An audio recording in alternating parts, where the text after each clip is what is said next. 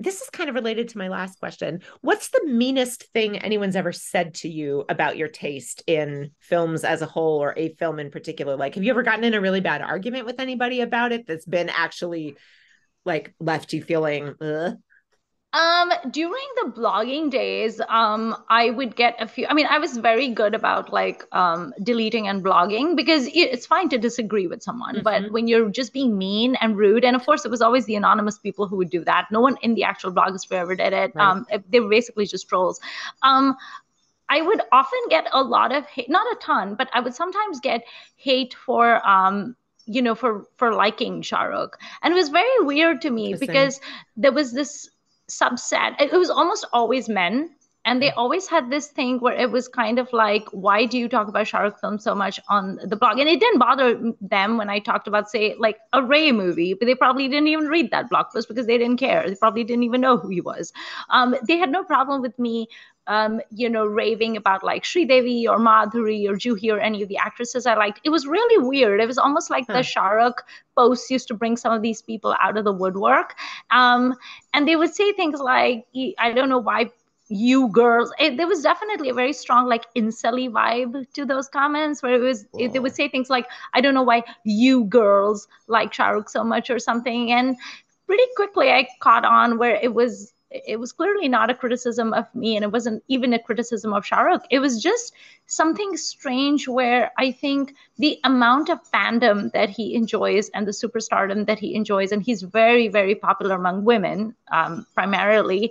I think on some level that felt very anxiety inducing perhaps to these very insully people and made them feel anxious, and maybe it Mm. made them feel less than. But to me that was so immature and ridiculous. It's kind of like, you're like, sorry to say, but you're never going to be a superstar like him in any field of life. Like, he's one in a million. So if people hero worship him or adore him or whatever it is, like, honestly, what's it to you? Like, why? Like, that saying, don't yuck my yum. Yeah. um, and I think what really got under my skin was not their criticism of me liking it. What got under my skin was how weird and insularly they sounded, because in real life I didn't have people like that in Yeah. my life. Yeah. So I was like, this is just very like creepy and kind of, it's like there's these misogynist tones to it, and that used to alarm me a lot because Sure. these people would like follow you through social media, through Twitter or whatever, and leave comments. And Twitter did a very bad job when you complained about harassment. At least back in the day, they were very bad about. That's actually why I left Twitter. So I think it was the insully, misogynisty, trolly people that used to bother me, Got it. because I lived in a bubble and I didn't interact with them. So, what about you? Yeah, I've been extremely lucky as a woman with opinions on the internet. Like I have escaped this somehow. There were a few people way, way back in the day who at the time this seemed a little mean to me, and in retrospect I don't think it was, and I in fact Oh, appreciate it. There were I assume Indian people who called mhm. me out on my ignorance, my cultural ignorance about some stuff, and Okay. that they were right to do that, right? Like and yeah, you can always be a little nicer in how you phrase something, but like I don't even think anything of that anymore. And this was,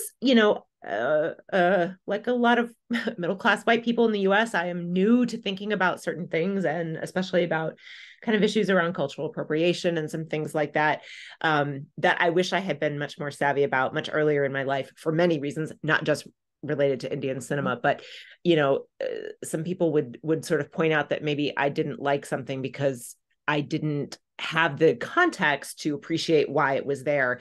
And I learned from those comments. So honestly, Yeah. like I can't say they were, I don't think they were mean.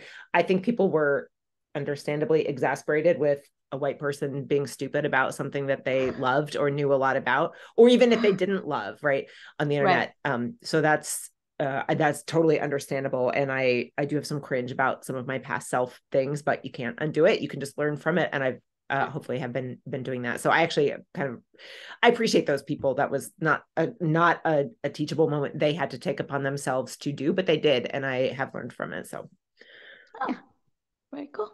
Okay. Do you have a question for me? I sure do. What 3 stars would you like to be stuck in an elevator with, and why? I would like to be stuck with Babel, Oh, because she would definitely throw some kind of tantrum and manage to get us out of that elevator like ASAP. So that would be good. Varun Dhawan, because he's very funny and witty, and he would make me laugh while we wait for Bebo to do all the work. Like she can throw the tantrum, and we'll just like chat and wow. joke. And maybe Madhuri, because she's very like level-headed and chilled out. And so there's gonna come a point where Varun Dhawan's antics are not gonna be enough to like, Hmm.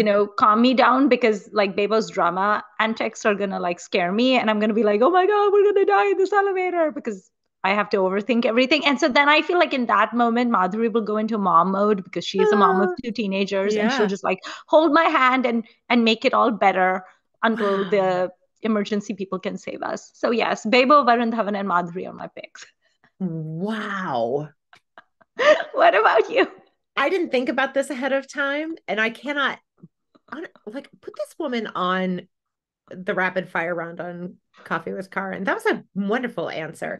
So Thank this you. is where I will temporarily quickly inject that uh a couple of years ago, the last time I was in India, I was at a small film screening, and the my friend Greta got stuck in a loo, and Kriti Sanon tried to get her out by tugging on the door. So that was like I've almost experienced this. And Right. Kriti did not manage to get the door open, but like all of us together eventually got the door open, and her efforts were definitely a part of that. So hats off to Kriti Right. Sanon for that. I don't know if she remembers that. If I ever get to see her again, I will ask her if she Right. remembers that, because it was Like, hilarious. remember when you saved my friend Greta? She'll be like, yeah, I do that Yeah, every she's like, day. yeah, it's this every day. This is what I do. Um, Wow, what a great set of answers. So now you've got me thinking about who would be my figures in those for those same purposes. Like, who would I choose? So I feel like, yeah, you want like a Rajnikant kind of person, because like elevator doesn't stand a chance.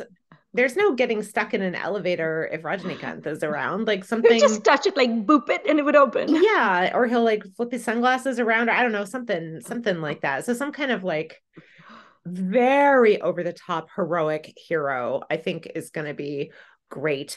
And then I think you want someone for some dancing in the background while the hero does whatever it is the hero is going to do. So this is where I might call in a choreographer of some kind, to sort of that they and I could be like the background something Yeah. while the star is doing that. So maybe it's Farah Khan. Maybe some of these vintage choreographers from the songs I love from the 70s and all would be great. Like Yeah. Jay Oscar or whatever. I don't even know if any of these people are still alive, but if they were, that would be Right. great. And then I'm gonna go. I mean, it does say stars, so I don't want to just go with the writers, but like some of my favorite writers would also be fun to be in there, because they probably are working on something, and you could talk about that a little bit to pass the Right. time. Um, but yeah, so again, someone who is going to be talkative. So in that regard, I might get like Rekha, Yeah. who's gonna, and she'd also obviously be very good at the dancing. Oh, Now she yeah. should not be in the background, obviously, but No. like, and if you're in those elevators that are mirrored, then you can kind of get the Oh, effect of a yeah. fleet of background dancers, even if there's Yeah. only just the choreographer, and the other star while the hero is doing whatever. So I feel Yeah. like, yeah, like Farah Khan, Rekha, Rajnikant might be my trifecta, Nice. which is a really weird group of I love people. how eclectic our elevators are. What's I love interesting is this. your elevator and mine both have divas in there. Like you have Rajnikant, I have Bebo. We both have like, yeah, Yeah, interesting. yeah. Okay. Readers, please, anyone listening to this, please answer that question in the comments, because there's so many Actually, directions you can take this. all of these questions also Yes. apply to you, dear reader slash, Yes. well, we don't have readers. It's like I don't know why I listeners say and reader. viewers. Yeah. Yeah. So any question you all want to answer, go ahead. We would love to hear what you have to say. We absolutely would. Um, the way this is phrased in the Google Doc, I don't know if Asim asked this question or someone was referring to it, but it said, I think maybe Asim asked this question. It said, Asim Bernie often mentions the mishaps that occur during recordings That was from and someone else about talking about about him. Okay. Khandan. Yeah. That occur during recordings and how sometimes they mess up the entire episodes even. Has this happened to you yet? Yes. Boy, has it. Do you want to tell the story? Sure. So Beth and I had been, you know, thinking of this podcast for a while. I think it was almost like 4 months, like, just discussing it, coming up with the idea, what we're going to do, the logo, all of the things, and one big part of doing any kind of podcast is the technology aspect, which neither Beth nor I are particularly proficient with. Beth is definitely better than me in this regard, but I am hideous. And we had tried to, and because I hate technology so much, I basically just asked Asim and Sujoy to tell us what to do. And Asim was the one who said, you guys really should upload your episodes on YouTube. So make it like video and then do the audio file separately. And so we basically just followed his advice. And I said, okay, what streaming service should we use? And he told us to use StreamYard. And I was like, okay. So I make an account on StreamYard, and I had been testing all week. I had like a private YouTube channel, and I would test StreamYard, I would test scheduling, all of the things, and I would upload them. And then Beth had the password to that YouTube so that she could also check, and everything was going great. Okay, it was going great. And then we were like, okay, what day should we pick for our podcast? And we said, well, Khandan is on Wednesday. And so we don't want to like clash with them. So we said, let's pick Monday as a good day. Because also a Google search had informed me that podcasts that launch their episodes on weekends don't get as much playtime or whatever. So they said Monday to Wednesday are the best days. So we're like, okay, let's take Monday. So we'll have a bit of a gap. So cool.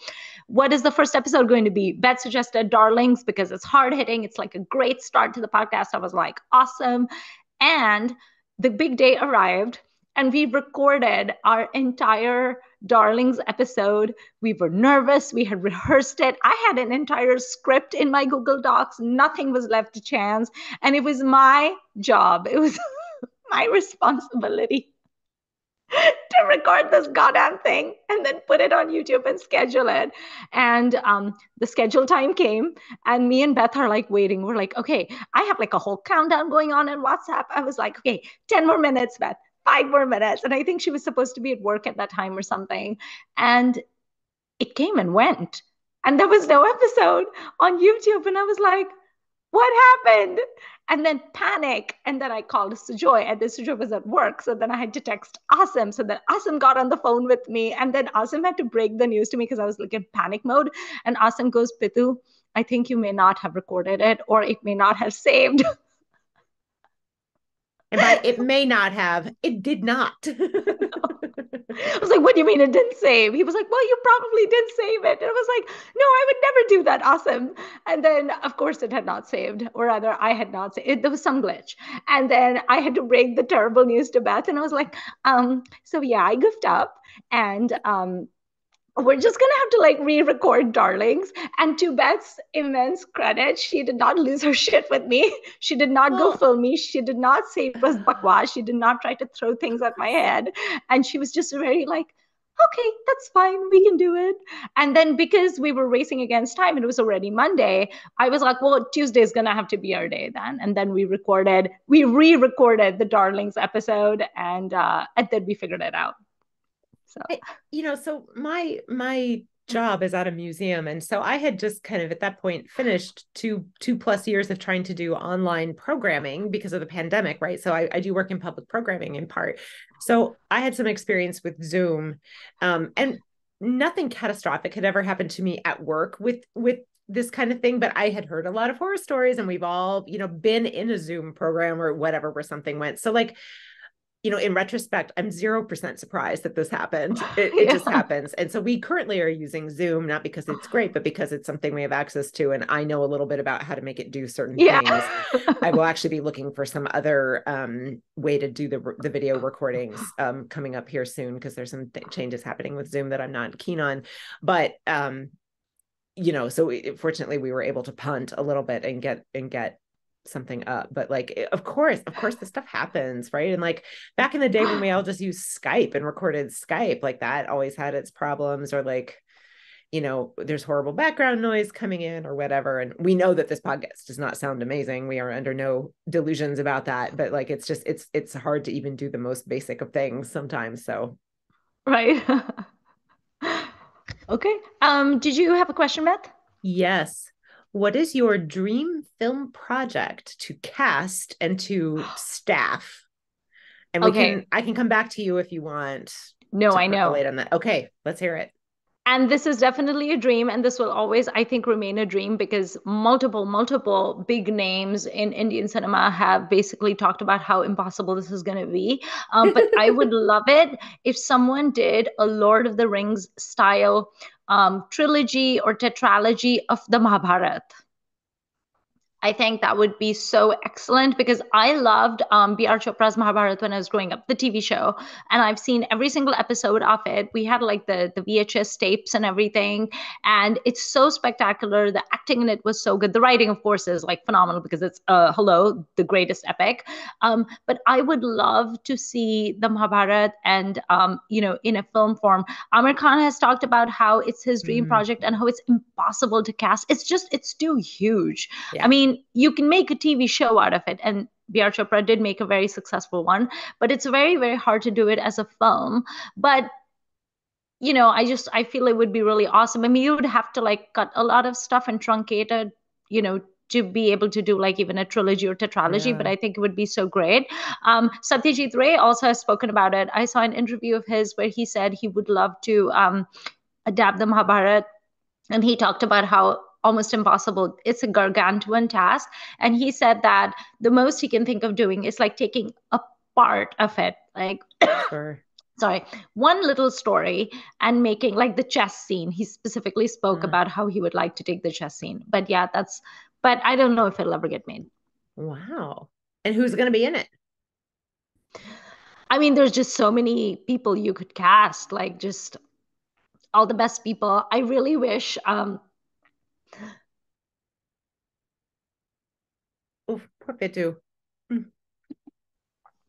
I really wish Irfan was still around because I feel Oh. like he would be so amazing. I would love to see him do the role of Krishna because he is the main sort of person, and he has like the best roles. And then he has the Battle of Kurukshetra. I think Irfan would have been so amazing because to Mm. play Krishna, you need to be very shrewd, but also very smart, but also very charming. And you have to have that ability to do the wheeling and dealing and the social grease and all of that stuff, Mm. but also be like a charmer to the ladies. And I mean, Irfan had all those qualities. I would have loved to see if nobody could have played Krishna like Irfan could have. And like such a gigantic loss. I will never get over Irfan's death.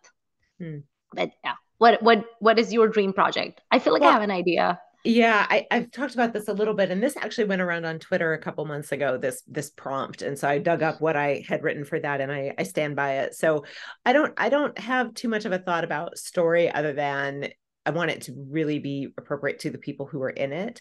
So I want Dibakar Banerjee to write and direct with Shah Rukh and Ronnie. And then I would also like Rekha to be in it, in kind of whatever she wants, she can have. Right. And then I would like the music to be Sneha Kanwalkar because I Mm, love her soundtracks. I think she's so amazing. talented. So that's kind of that's the seeds of what I would want. I Right, was right. having a conversation with Sal about this, and we agree that having Shah Rukh in a detective movie would be really cool. Like he'd be, Amazing. I think he could be really good at that. So maybe it's a detective movie because I do love detective movies. So Yes. maybe that's it. But when you're faced with infinite resources, it is awfully hard to make decisions. So Yeah. I actually thought your answer was gonna be the Alexander the Great story that we were talking about a oh, while ago. But that almost is as like impossible to make as the Mahabharata would be. Like that's why it's a dream and a and I suspect there are fantasy. some smart people already on that because that's such a like a. I'm not saying it's low hanging fruit, but it's like a classic. So Yeah. you know, kind of like you're saying, like some people are already, you know, great minds have already turned themselves to this somewhat. But I do love a historical battle. I do love Right. historical royal people making bad decisions. It's fun. Right. Oh, Lancharoni, our friend, has said this is very funny. Her question is literally kites. Thoughts? I love that we put out questions to our viewers and listeners. We were like, what do you want us to say? What do you want us to talk about? And she goes, kites? I saw it. I don't really remember it. Yeah. some of it was filmed in the US, right? So there was, Yeah, like Vegas and stuff, I yeah, think. so that, like, I feel like there was a bigger chatter on the sort of blog world than usual about it. And what's her name from Brazil or wherever, Barbara Murray, Yeah, Mexico, I think. Mexico, um, was maybe going to be a big deal, and then has not been a big deal, at least in the US or India that I'm aware of. Right. I have no thoughts on kites. It is nowhere, it is on no list of any kind for me. And if it, would I watch it on a plane? Maybe. Okay. But otherwise, I'm not going to seek it out. And when's the last time I heard anyone mention kites? This is why we love Lunchy, but also why Lunchy, if you're listening, why are you like randomly thinking about kites? I do not Kites. understand. Yeah. Lunchy is also the person that like she wants it to be a drinking game where every time we mention Uday Chopra, she takes a shot. This is your indication to take a shot, Lunchy. That I doesn't don't. come up that much in our podcast. He's not She thinks our. it does. Oh, that's She's funny. probably keeping I've a had many tally. episodes where he never comes up. She probably wishes he did. Mm. No, so I remember, so I don't actually remember kites because it was like very meh, very forgettable, but I do remember the circumstance. So Christy and I, our common friend Christy, she was a giant Hrithik Roshan fan. Like she loved Hrithik. So she and I were going to go watch Kites in the theater in Chicago. So we'd gone to big cinema and we sat down with our samosas and, the movie started and everything. And there was a lady sitting behind us. It was just this like middle-aged Indian lady, and she'd come by herself. There was no one Huh. with her. And I remember every time Hrithik Roshan had like a really good close up, or every time he flexed his muscles or like showed off his body or something, she would like make all sorts of creepy noises. Like she was sighing and she was like, like that, like very loud. I mean, the theater was not full. There were not a ton of people in it. And Christy and I were like being a little bit like we were chattering a little bit here and there because there weren't a ton of people. It was like a matinee show or something. But this woman was so like creepy. At one point, Christy looked at me and I looked at her and I was like, what is she doing? And Christy whispered to me in the interval because this was big cinema, so they always had like an intermission. And Christy goes, what is that woman doing? Is she having an orgasm? Should we be worried? I was like, I don't know, Christy. And then the lights came on and we both like turned around and we were so shocked to discover there was this like it was basically an Indian auntie. And she was there by herself and she was just enjoying Hrithik. And because I'm a nosy Parker and I have to know all the things, after the movie was over, we got up and I very loudly looked at her and I said, hi, so did you enjoy the movie? Because I just wanted to know. And she goes, oh, I loved it. And I was like, aha, do you like Hrithik Roshan? My friend Christy here is a huge Christy was like, I was like, Christy Involve here is a me. giant Hrithik Roshan fan. Yeah, What she about you? was. And she was like, oh, she spoke to us at length for like 5 minutes. And there was a lot of sighing and growing and like bosom clutching the whole time. And it was hysterical. Like she came to that movie theater matinee show to watch Hrithik Roshan, and she was going to go pick up her kids from school after that. And I actually really enjoyed my interaction with her because I was like, this woman is Yeah. living life. Hats off to Auntie. I liked it. I was like, okay, Yeah. Auntie is cool. But yes, that is my most that is the most memorable thing I can tell you about kites, Lynchy. Sorry. Mm-hmm. Mm-hmm. Okay. Do you have What you ready for a else? question? Yes, I'm just trying to see if there's okay. I think we just have one more question left from a viewer slash listener. Okay.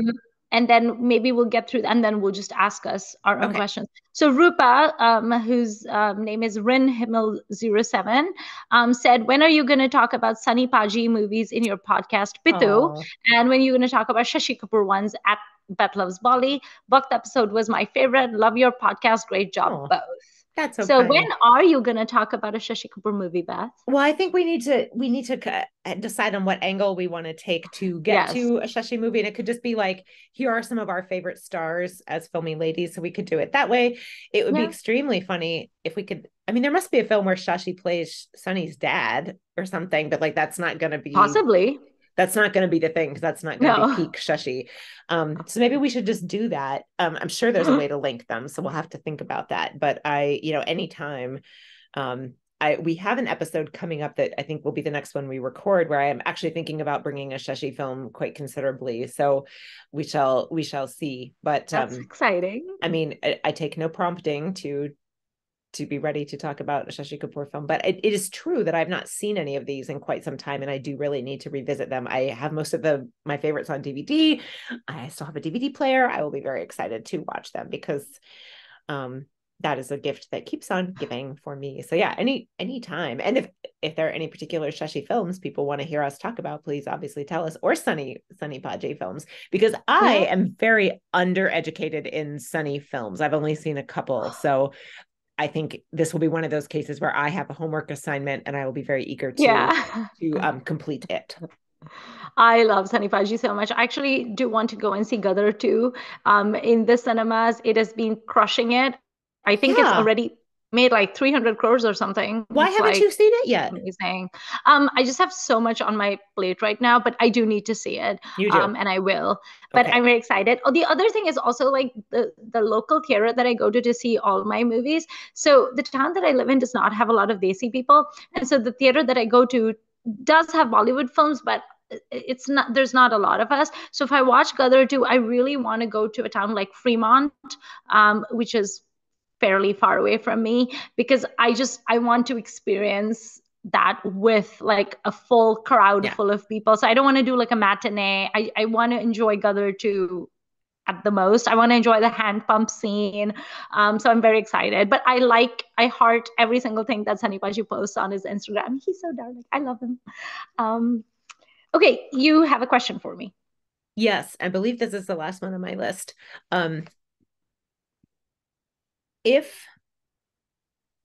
Celebrities are real people, they make mistakes. What is one celebrity mistake that you wish you could change? I really, really wish that Shah Rukh had not done and would not do his Gutka Pan Masala ads, because it's so bad. So many people die of like lung cancer and tuberculosis and emphysema and all of the things. I mean, Gutka is one of the worst. Gutka and Pan Masala is some of the worst things that you can put in your body. And it just breaks my heart that a superstar of his level would, promote something like that. It's bad enough that Ajay Devgan and Akshay Kumar and all these people are doing it, but it hurts more when Shah Rukh does it, because it's like, dude, you don't need the money. Okay. And also I think, yes, he's a celeb, and yes, he should make money as much as he wants while he can. But I think one of the big differences between movie stars in India versus movie stars in the West is that in the West, no one really idolizes movie stars. Even the most like A-list movie stars over here don't have the kind of fan bases that Indian movie stars do. For example, Tom Cruise is one of the biggest movie stars here. He's like 57 years old and he's still coming up with like blockbusters. But at the same time, people watch his films, but also mock him for like his Scientology. Yes, no one takes him seriously as a human. No one takes him seriously. Yeah, like I love his films, but it's not like I idolize him or something.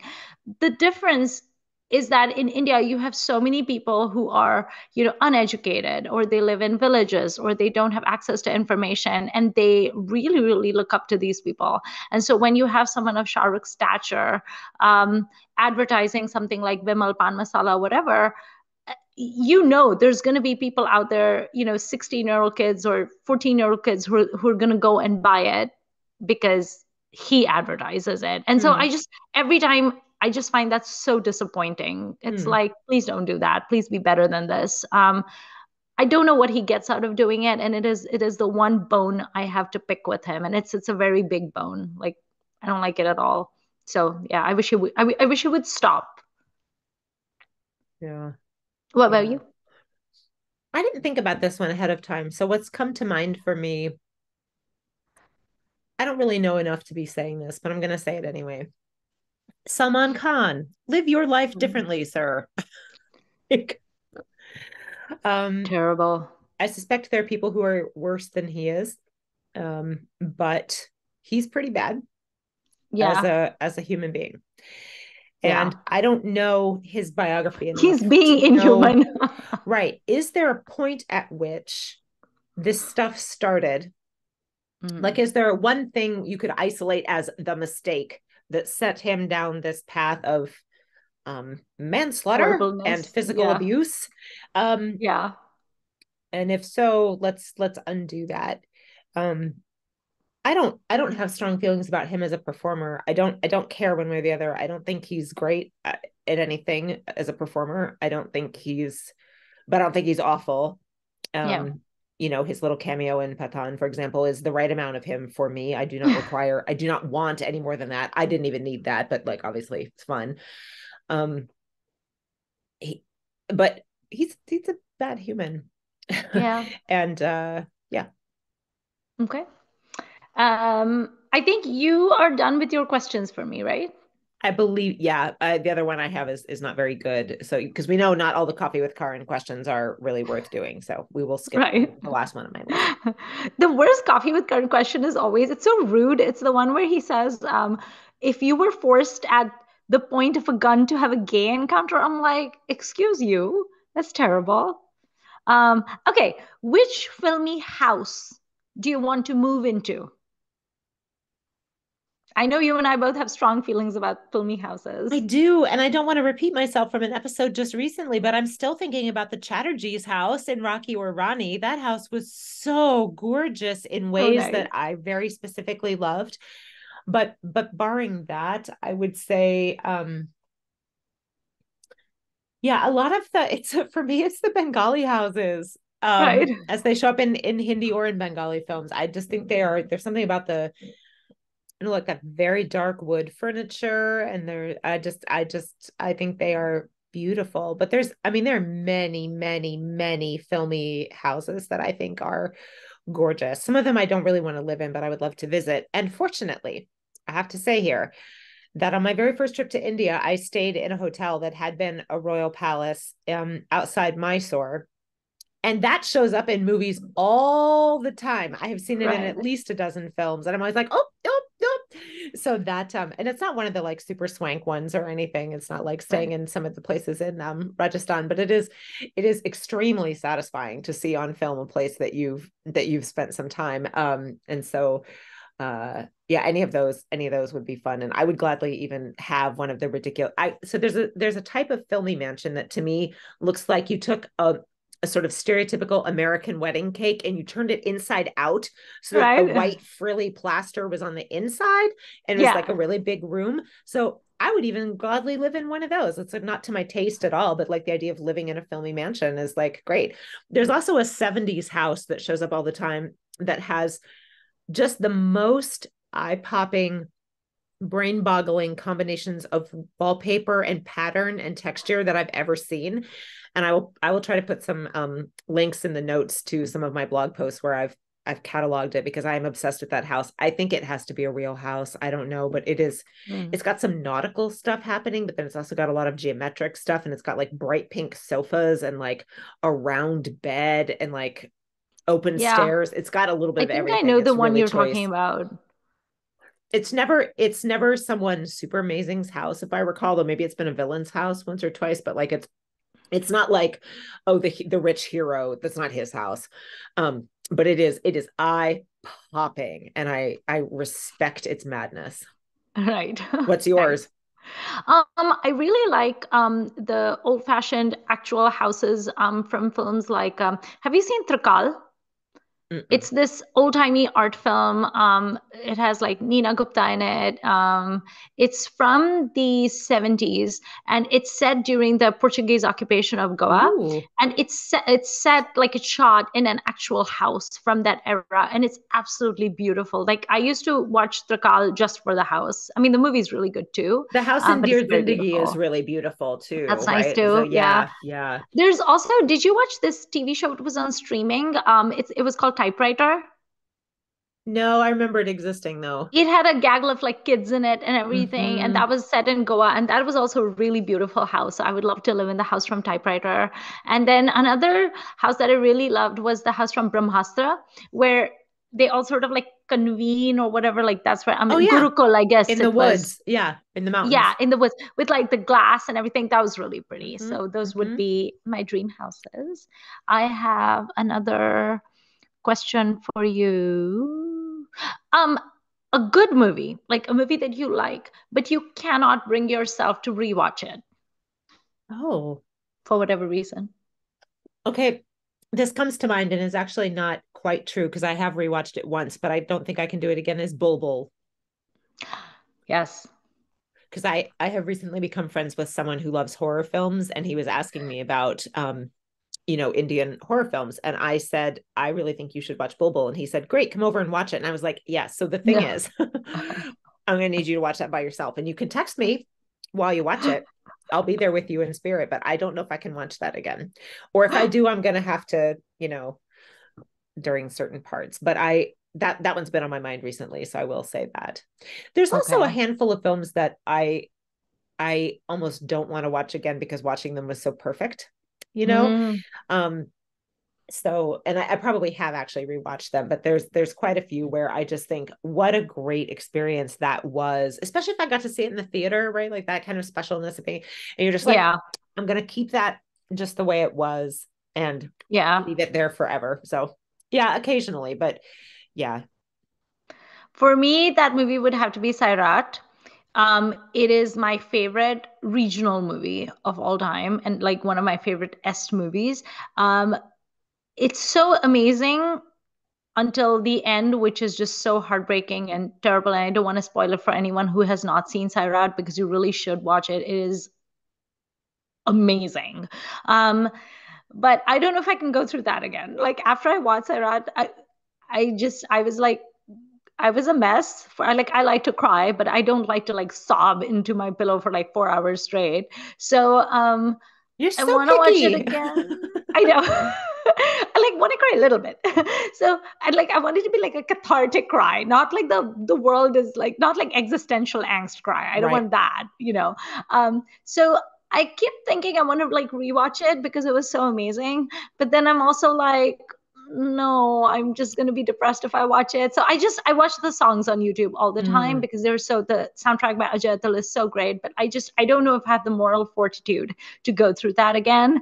But I might at some point. yeah. Maybe I'll break it up. Like I'll see it over 3 days or something. The other movie that I really love, and I love horror films. I have a great stomach for horror films. I watch them all. But one of the scariest horror films I've ever seen has been Tumbad. I was thinking Um, about that too. Yeah. I can't watch that again. I mean, it takes horror to like a whole new level. Like I can watch Exorcist so many times. I can watch The Omen. I love The Omen. I've seen that so many times. There's so many like classic Rosemary's Baby. There's so many classic horror films that I love and I enjoy, and I will watch them. I don't know if I have the gumption for Tambad, especially the scenes like with Hastar, the evil deity or whatever he is. Like those were so frightening. I don't think I've seen a scarier movie than Tambad. Um, so I might watch that again, but maybe around like Halloween time or something. But yeah, that movie is scary. If you all have not seen Tumbad, you should see that also. So yeah, I think that kind of. I just have one last question left, and then we can sign off. And that question is, what was your most memorable movie theater experience? Oh, okay, that's easy.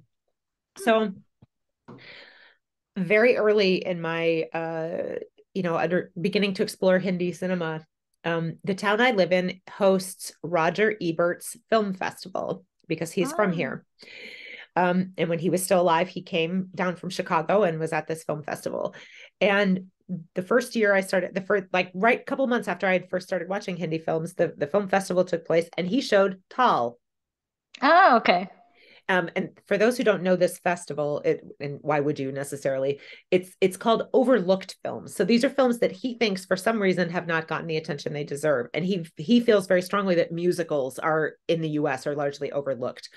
And he had seen Tal in India and was like, Mm. really blown away by a lot about it. So I got to see that in a movie theater, and not just a movie theater, like a 1930s movie palace that is restored. So it's got like European medieval kind of Renaissance-y stuff on the inside. It's got an organ. It's huge. It's got red seats. Like it's a wonderful viewing experience. And so to see that on the big screen, like that is some razzle frickin' dazzle. Yeah. And I still think the songs from that are spectacular to look at. Brilliant. Yeah. I the plot, I've rewatched that film several times. The plot, there's some kind of like stalking equals love kind of stuff going on there. Yeah. Anil Kapoor's character is really gross to me, He's but so over the top. but everyone in that movie is like firing on all cylinders. Aishwarya is wonderful as this sort of like muse character and all, and like she's, Ingenue. yeah, and like the way they costume her and all is great. Akshay Khanna as like lover boy really works for me. Again, there's a little bit of a kind of a stocky vibe in there that I don't like, but I was just so bedazzled by this by this film. And then to hear there was a really interesting conversation about it after, which was, you know, just completely eye-opening to me, because like almost everyone else in that audience, I, you know, never seen anything like this before, really. It was like my fourth Hindi film or something. Ah, And it was just such a spectacle. And then to get to see it in a spectacle setting was yeah. really, really great. And I wish, that's one reason I love to go to the theater so much, is that even a film where I don't necessarily expect it to be high on spectacle, the act of being in the theater usually elevates that in a way that really Heightens works it. for me. And I'm very happy to pay $10 for that or whatever to go have that experience. Even if I'm just by myself, I go to the movies by myself all the time. Same. So yeah, I think that would probably be mine. What's yours? My most memorable movie theater experience is actually my first movie theater experience of all time, because I grew up in Nigeria and we did not really have movie theaters. I think there was one movie theater in Lagos, but I had never been. I was a child, and I was about, I want to say, 8 years old, and we were visiting India for my summer holidays. And I had a cousin, Tupu, who was younger than me by 4 years, and she had cousins from her paternal side who were visiting Mumbai for their summer holidays. And so the oldest girl, the oldest cousin, she was like 15 or something. She wanted to go and see the latest movie, which at that time was Afsana Pyar Ka, which is a very forgettable rom-com starring, I think it has Amir Khan and Neelam in it.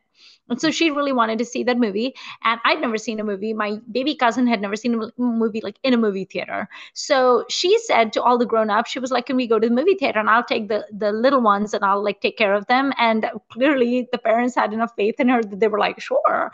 So we went to Plaza Theater, which is in Dadar, which is also like one of my favorite movie theaters because it's so like iconic. It was owned by, I think maybe it's not owned by him yet, but it was owned by V. Shantaram, who was the great producer director. And so we went to Plaza. It was my first movie theater experience. It was so much fun. And I remember she sat in the middle. And then we were like, you know, like she took care of like two kids on the side and two kids on the other. And I remember that I was sitting on one end, and next to me there was a man. He must have been in his mid-20s, and he had come to see the movie by himself. And there's a scene in the movie in Afsana Pyar Ka where Neelam starts crying for whatever reason, because I think she and Amir Khan have broken up or something. So there's like a sad song. And he started sobbing.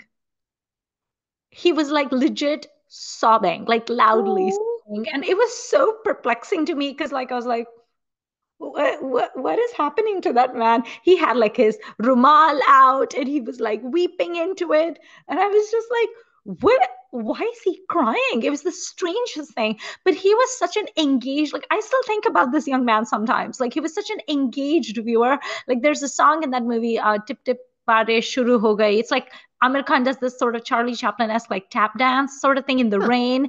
And he enjoyed it. He was clapping and he was having fun. And it was like very enjoyable. And it was my first movie theater experience. It was so cool because until then, I had only seen movies at home when my parents would watch them or my grandma would watch them on TV. And like my parents and my grandma, they would just like watch it like normal people. They weren't crying. They weren't laughing. They were not clapping. They were not cheering. They were not whistling. It was just a very staid experience. And so that was my first movie theater experience. And I realized how much fun it is because even if you think the movie's meh, you can live vicariously through other people's emotions. And Indian theater audiences are amazing. Like they are the best. They're just so much fun. And that's part of why I want to see Gadar 2 with like a primarily Indian crowd in like Fremont or one of those towns. But yeah, that was very memorable. I still think about it. I think that's what kind of made me like a movie theater goer. And a crier. And a crier and a whistler and a sobber. I bring all my emotions out to play. Okay, so that actually concludes my questions for you. And I think you don't have any more from either. Nope. Okay, so I think that was it. We really, really enjoy doing this podcast, you guys. It's so much fun. We look forward to recording and scheduling and talking, and we love reading your comments. And we appreciate your support of us. So don't forget to like, share, and subscribe. And, thank you for celebrating our first anniversary with us. And we will keep coming out with episodes every Tuesday.